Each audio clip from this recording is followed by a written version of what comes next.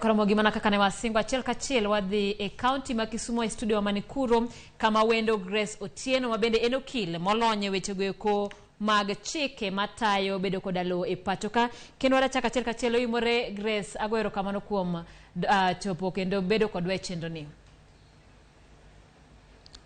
Oyimore ahinya machiegni mana mapiyo piyo mana kaka report motim koda Kenya National Bureau of Statistics ma report ma bende notime higa mokalo. Adier chutho wacho ni mon mathoth e pachoka onge koda lowo. Ang'o manyalo tudo koda wachni koluwore koda bende chike matayo lowo ahinya ni ere yo ma ng'ama miyo nyalo tiyo godo mar yudo lowo mamare. Erokamano mana kaka asewacho nyinga Grace Otieno an wakili atiyo Kisumu County to bende atiyo other than Kisumu County atiyo bende oko pinje gwenge ma oko Manyanza kata Nairobi kata kumba kese yudore. En adieri ni kawang'iyo report mogol en waneno ni joma mine pod onge gi ratiro mar bedo gi lowo kata bedo gi mwandu. E pinywa ma Kenya amor ni wan gi chike maber. Wan gi chike maber matayo kata masiro ratiro mar joma mine mondo obed gi lowo to en mana ni ng'enyne en koso ng'eyo. Oganda wa mang'eny kata jowa mamiyo ok ong'eyo ni process mane kata yo mane monego bed naluwo kapo ni adwaro ni lowo bede nyinga kata kapo ni chuora notho to oweya gi mwandu step mane kata okang' mane manyalo kawo mondo ayuda mwandu ni obede nyinga. Ka wang'iyo chiko yienwa mondo ng'ato yud mwandu kapo ni anyiewo kaka ng'ama miyo ayudo pesa na moro anyiewo lowo samoro bende inyalo miya lobni kata inyalo miya mwandu gi watna as a gift kata waluongo ni chiwo. Mar adek bende inyalo yudo ni jaoda kata partner na otho onindo oweya gi mwandu koro ningo atim gino miluongo ni succession. Omiyo yudo oganda wa mang'eny man kaluwo pok ong'eyo ni to process mage monego bed ni wakawo e seche ma ng'ato dwa ni mwandu obede e nyinge. Ponono ni anyiewo lowo gi pesa na nyaka wang'e ni to process mane mabro kawo mondo atim registration mondo ane ni ayudo oboke manie nyinga. Kaluowa ka wang'iyo ndalo mang'eny yudo ka ji dwaga ni onyiew lowo otim agreement ok gidwa dhi ir wakili. To seche ma ikoso dhi ir wakili ubro ndikoru kendu ka wach dhi kethore bang'e nikech nitiere process ma chik dwaro ni nyaka ng'ato lu mondo onyiew lowo. Mokwongo wakili kapo kidhi mbele ni due diligence kapo kidhi mbele an gi penjo kawe wuoth mondo ing'i an gi penjo kapo kidhi mbele report ne wacho ni mine mathoth manie gwenge nitie koda lowo mang'eny kipimo koda mago manie bombe kata kamano manie gwenge onge koda thothgi onge gi obok mago title deeds.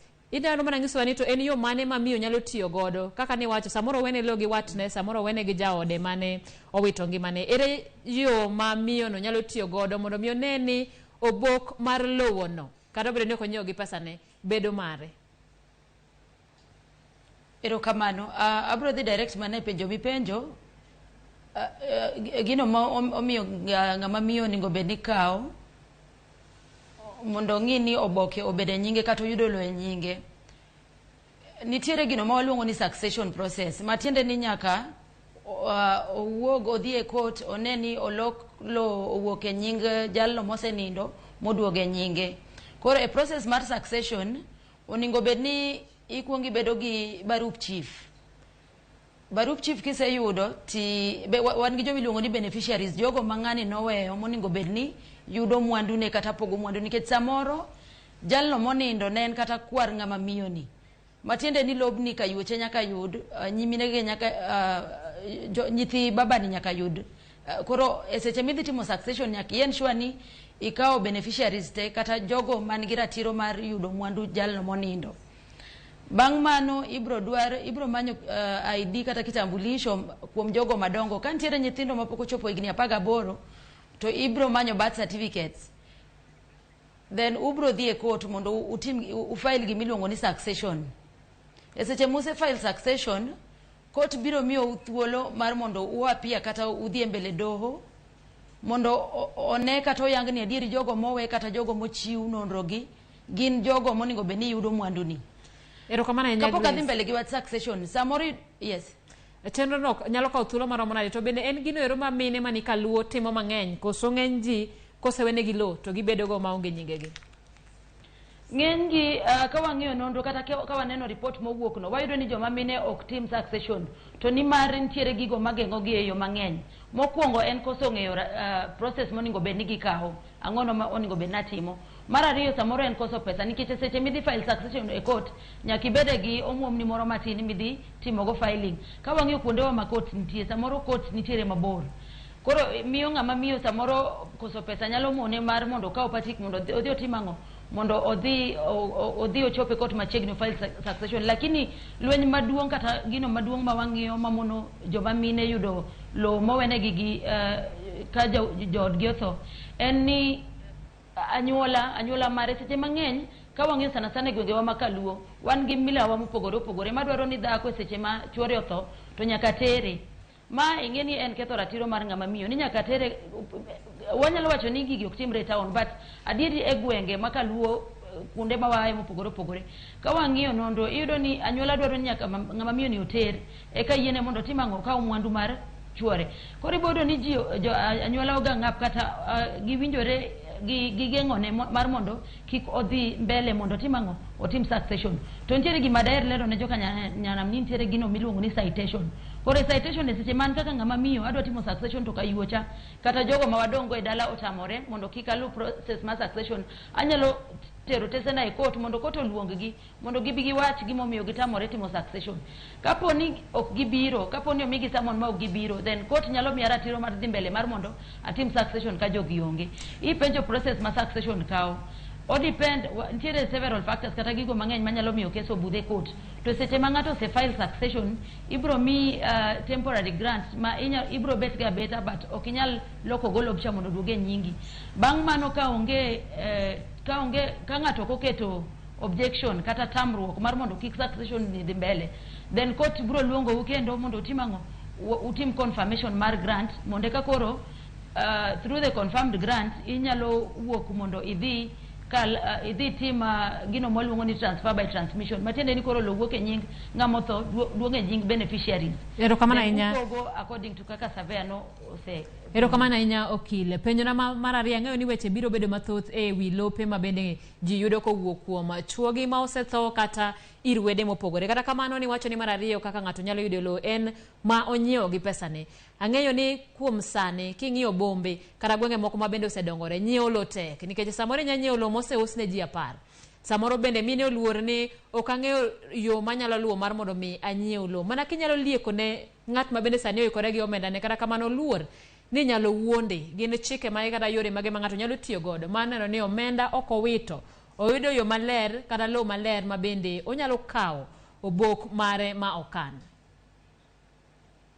Gino madaher lero ne oganda wa en ni seche ma ng'ato dwa nyiewo lo mokwongo kaber to manya wakili.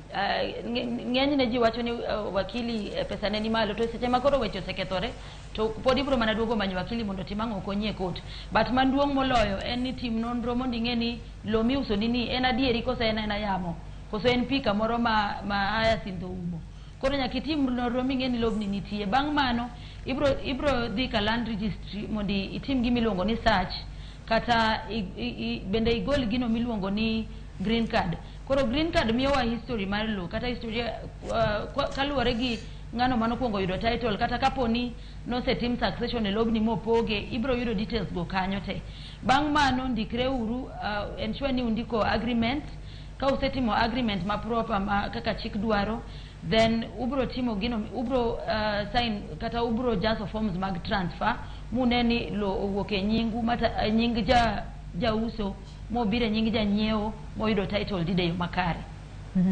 Erokamano nya Grace. Mana bende kawatieko gin makosa mage kata ng'ikruok mage ma bende ang'eyo kaka okil weche mag lo e pacho ka gin gigo eko ma bende kinde mathoth iyudo ka doho opong' koda buche mag lo. Inyalo mana lieko to moko kuom buche mag lo ma bende ihinyo neno to ahinya monywako joma mine. Gin makosa mage matimore mamiyo mine yudore e doho kaluwore koda weche mag bedo gi lowo? Okoro mana bapio pio kaduoko penjono en ni gigo mamiyo kata joma mine nyalo yudore gi cases mag law en sana wakao kaka boundary disputes kata gigo modok korka awach nango okang kata okenge mag law seche moko iyudo ni ng'ama miyo chuore nosetho dong kende to ng'ama okiewo godo kata ng'ama en go gi e kiewo laore kode kendo nikech kaka ng'ama miyo ibo yudo kama maybe jiranda wacho ni aonge nguvu moro kata aonge gima nyalo timone omiyo kata kokalo kiepa then onge gima nyalo timo. Koro yudo ni achiel kuom go en koso ng'eyo ni nikech yudo ni ng'ato okal kiewo mare but okia ni process mane monyalo luwo. Oningo bedno manyo surveyor ng'iyo ne ni to kiewo ni okale marom nade then bang' mano ka winjruok otamore to gikawo kes gitimango gitere court. Machielo bende gin mostly gin lope miyudo ni oma jogo ma chuogi osetho.